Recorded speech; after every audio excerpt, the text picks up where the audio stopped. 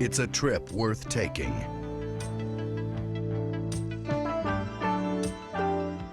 A solidly satisfying actioner which delivers enough thrills to please the mainline hot weather crowd. This isn't the nightmare of someone who stayed in town last weekend, but the eerie premise of Escape from New York, the very fine-looking suspense melodrama by John Carpenter.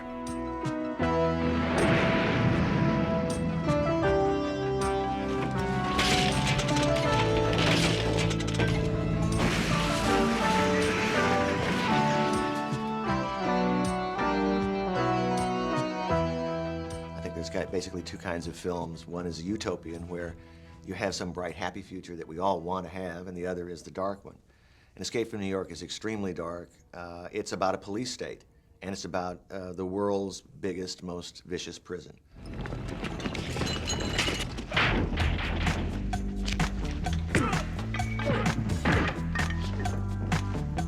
I think Escape resonates with the audience for a couple of reasons. I first wrote the screenplay in the mid-'70s, during the time of Watergate, when Nixon was ran out of office, basically, because he was involved in a burglary. The whole feeling in the nation was one of real cynicism about our president. I wrote the screenplay, and no studio wanted to make it. They all said, well, you know, we've beaten up on the president enough. We can't have this kind of dark view. So it languished while American history went on, and I went on to other things. When the movie came out, we were all reacting to the hostage crisis in Iran. And I think that Snake Plissken is a guy who takes on this mission and actually gets it accomplished. And we were all kind of ready for that, because back in those days, the military was put down during the Carter years and wasn't very good, and Reagan was just coming into power, and we hadn't really had Rambo yet. So all of a sudden, this became a world of a whole lot of greed, and the streets became dangerous once again, and it started to escalate into the 90s, and now you have an incredibly violent society. And it seems to me that Escape kind of attends to all of those things. It's kind of America, in a way, put into the future, and it's both our fears and what we would like to have happen. When we went to make Escape from New York, we only had about $6 million. And this was a big, sprawling, futuristic world. It was an inside of a prison. We had to do it very efficiently, and we had to do it with a big scale.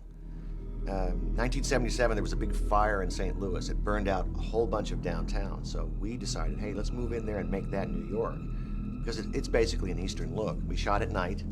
We wet the streets down so it reflected the lights, and the town let us shut off all the electricity for blocks and blocks and blocks, and we lit the city. So basically what you've got is this shell, an empty city with a lot of bonfires and rubble in the street. This was a look, a dangerous, futuristic look that we created. It's basically film noir. It's basically from the 40s. There is one real New York shot in Escape from New York. The rest of it is done in St. Louis. But we did shoot the Statue of Liberty. That was a real New York shot right out on Liberty Island. Brought the whole crew and everything, and tied it in. If you watch the shot, it's a long dolly shot that follows a character through a booth, and he walks from the Statue of Liberty on Liberty Island, and you pan him out into the Sepulveda Basin right here in Van Nuys, where the rest of the set was built. And it's put together by a kind of a seamless, dark mat on the camera. There was one sequence we had, I think you'll see in the film, where these helicopters are coming over Central Park. They're dropping food for the prisoners. We needed a big mat shot, because we shot this in the San Fernando Valley. A New World came down with Jim Cameron as a matte painter, and they did it the old-fashioned way with a glass painting.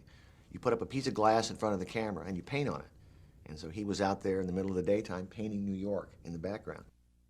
One of the problems we had making Escape from New York was the special effects, because they were enormous. You had an entire sequence where a glider takes off and flies into New York, lands on top of the Trade Center. And so we had to do it with models. So we went to Roger Corman's New World special effects company. And among the people who were working there at the time were Jim Cameron and various others who went on to become famous as directors and so forth. And these guys produced amazing special effects for very, very little money. There are a bunch of screens inside the glider, and they look like they're computer generated. Really what that is a full-scale, three-dimensional model made out of white lines with a camera photographing it. We were trying to do what you can now do on your home computer and your video game. But we were trying to do it before the technology existed.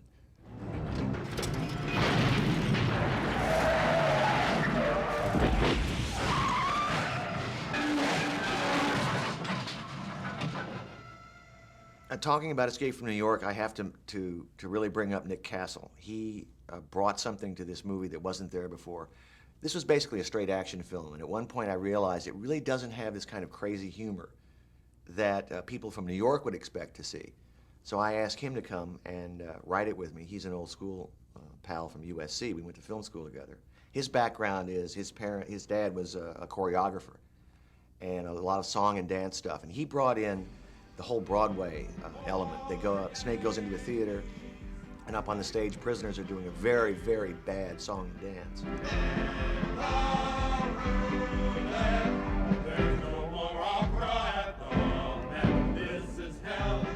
Nick invented the Ernest Borgnine character, the cab driver who has the same cab he was driving back before New York, when it was a city. I've been driving a cab here for 30 years, and I'm telling you, you don't walk around here at night. Yes, sir. It'll kill you, strip you in 10 seconds flat. Usually, I'm not down around here myself, but I wanted to catch that show. This stuff is like gold around here, you know. Nick came up with the idea of American Bandstand as being the tape-recorded song that kind of undoes the president.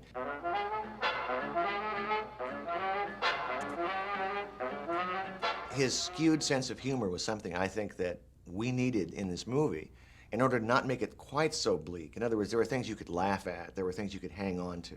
We really needed that. You always were smart, Harold. Just one thing right now. Don't call me Harold. A lot of people who are watching the movie don't understand or won't realize that there's a whole opening reel, 10 minutes of the movie, that I cut out. The movie started with inside a bank, a futuristic bank with robots moving along. There are people gathering money, and the bank is robbed by what looks like a maintenance man. It turns out to be Snake Plissken.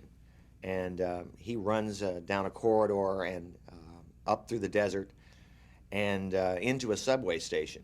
And he finally takes off his maintenance uniform, and his accomplice is there. He's hot wiring the subway train that runs basically from Florida all the way to San Francisco underground. And very quickly, we learn that these two guys are bank robbers on a big scale, and they manage to commandeer the subway train and get inside. And they ride all the way to San Francisco, thinking, of course, that they've made it and that they're going to get away with it. However, waiting for them at the other end of the line is the United States police force, and they kill Snake's accomplice, and they capture Snake, and that's the reason that we find him in the prison in New York.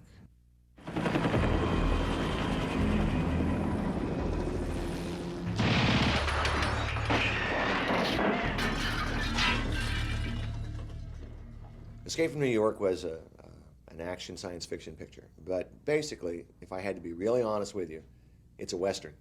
It's a Western in every essence because it's an odyssey. It's a lone gunfighter who has to go up against both the figures of authority and the criminals. And that's what Snake Plissken is. You know he's the hero. You know he's the guy you're rooting for. But he's a bad guy. He's a gunfighter. He's a guy who'll blow your head off. You want to see him sprayed all over that map, baby? Where's the president? Swear to God, Snake, I don't know. Fuck with me. I like to make Westerns and odyssey movies. Assault on Precinct 13. Actually, Starman is a kind of a Western.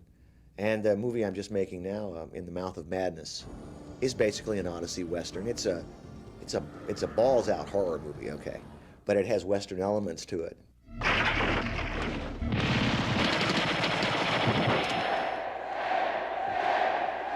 One of my favorite actors, a guy I love to work with all the time, anytime I can, is Kurt Russell. And he's a great actor, you know. He's my kind of actor. He knows a lot about the camera. He was trained at Disney in the old days to hit his marks and say his lines and do it right.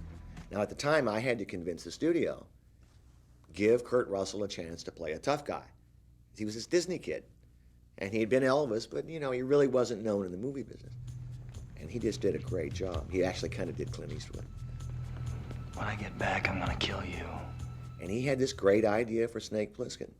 He wanted to play him a certain way, and he convinced me. He was the only man for the job. Snake is I think, almost appears in an asexual way. I don't think he really cares to appeal to women. I don't think he cares to make friends with men. I don't think Snake really cares much about anything except staying alive and performing whatever it is he has to perform at the time. Well, Kurt, among other things, brought a dimension to Snake Plissken that I hadn't seen. He brought a real strong sexuality. He has a scene with this girl inside of a chock full of nuts, which his wife Susan Hubley played the part, and it really sparks. And also, Adrienne Barbeau, he and Adrienne shared a few glances together. When I was writing the script, I had to come up with a name for my main character, and I had a friend who knew a guy in Cleveland named Snake Plissken. He had a snake tattooed on him, and he could make that snake move. And he was a kind of high school tough guy. He had some ridiculous qualities to him, and it seemed like that's my hero. Anybody with a snake tattooed on him someplace who goes around trying to solve some problem, and everybody says to him, "I thought you were dead." That's my kind of hero.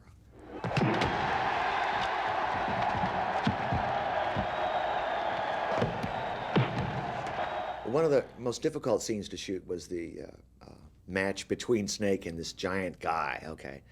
And they started fighting with clubs with nails in them and trash cans, and we used a professional wrestler, Ox Baker, who's a fantastic guy. He's about 7 feet tall, 400, 500 pounds.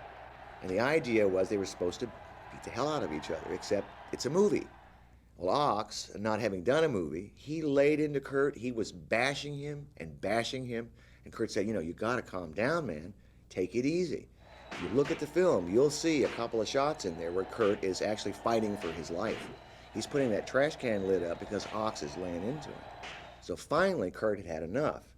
So he walked over and he said, "Listen, Ox, listen, man, you gotta cool down." And gently, Kurt tapped Ox in the groin. Pop. So Ox calmed down.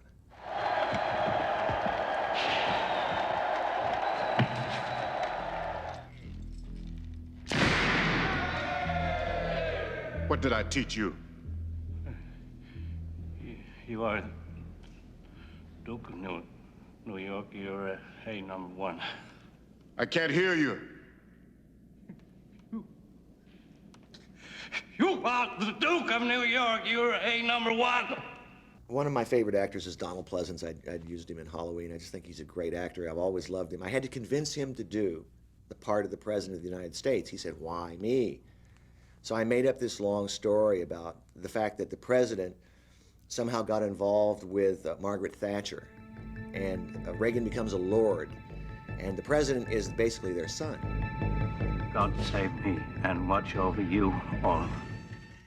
And he's come over here, and he's running the place, but he's kind of the right-wing ideologue of the 80s. That's who Donald played.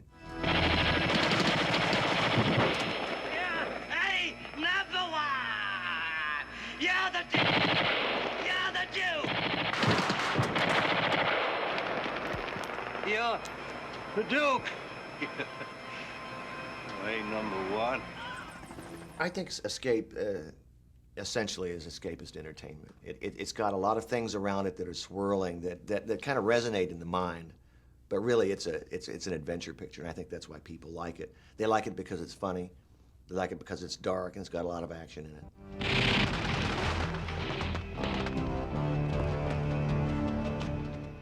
Good science fiction has to have an element of truth. There's something about it that you have to believe. You have to believe it's possible. I believe that it's possible that New York could become a prison. It's not that hard. Just seal it off. There you go. It's actually kind of like that now. And I think there's something that resonates for the audience when it's true. And there's got to be some truth in any film. And I wouldn't hesitate to call something great until it kind of exists for a while, maybe 10 years, maybe 15, 20 years. Then let's look back and see what the great films are.